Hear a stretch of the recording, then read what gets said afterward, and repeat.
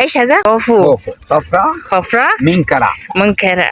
هذا father دال Son? دال سان جراند سان. grandson. أيوة. Buka muka surat 390 surah Al-Qasas ayat 38. Dan Fir'aun berkata, "Wahai para pembesar kaumku, aku tidak mengetahui ada Tuhan bagimu selain aku. Wahai Haman, bakarkanlah tanah liat untukku untuk membuat batu bata. Kemudian buatkan bangunan yang tinggi untukku agar aku dapat naik melihat Tuhannya Musa. Dan aku yakin bahawa dia termasuk pendusta."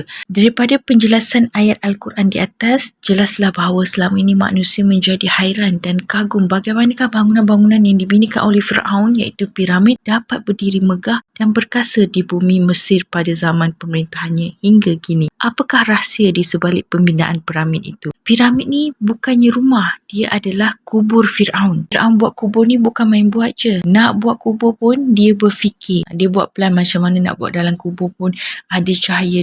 Dan Fir'aun ni mati, dia bawa semua emas dia. Fir'aun ni fikir dia akan bangkit lagi satu hari nanti, dia akan bawa semula emas tu, guna semula emas tu. Ada 9 piramid. Yang paling besar sekali adalah Khufu, iaitu atuk dia, lepas tu Khufra, anak dia, dan juga Menqara, iaitu cucu dia. 3 ni adalah piramid paling besar, adalah raja masa.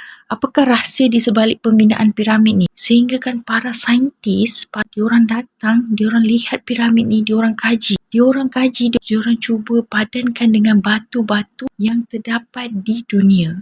Diorang cari, ini dibuat dari apa, macam mana boleh dapat batu yang sebesar sebegitu masa zaman dulu, sezaman yang confirmnya bukan zaman teknologi dan tak ada teknologi pun masa tu. Saiz bongkah batu dia saja, saiz dia anggaran 1,5 meter panjang dan 1,5 meter lebar. Dan setiap berat bongkah tersebut, anggaran bongkah dia berbeza. Yang paling bawah sekali adalah yang paling besar dan paling berat. Dan bahagian yang atas, bongkah yang disusun adalah yang paling ringan dan paling kecil. Setiap bongkah batu mempunyai berat antara 2 hingga 30 tan. Subhanallah. Setiap bongkah batu ni 2.5 tan, iaitu kira-kira 2,500 kilogram. Beratnya berbeza-beza. Kedudukan untuk bongkah yang paling bawah adalah yang paling berat dan paling besar, dan mereka menggunakan anggaran 2.3 juta bongkah batu untuk menyiapkan satu piramid tu. Dan pembukaran misteri piramid tersebut adalah hasil daripada hasil mukjizat Al-Quran, subhanallah, yang telah berbicara sejak ribuan tahun dahulu sebelum para saintis dan ilmuwan dunia menemukan rahsia tersebut. Sebelum ni saintis dia tak tahu macam mana boleh buat ni, macam mana boleh batu besar letak ke atas, sehinggalah misteri pembinaan piramid terbongkar dengan hasil mukjizat Al-Quran, subhanallah.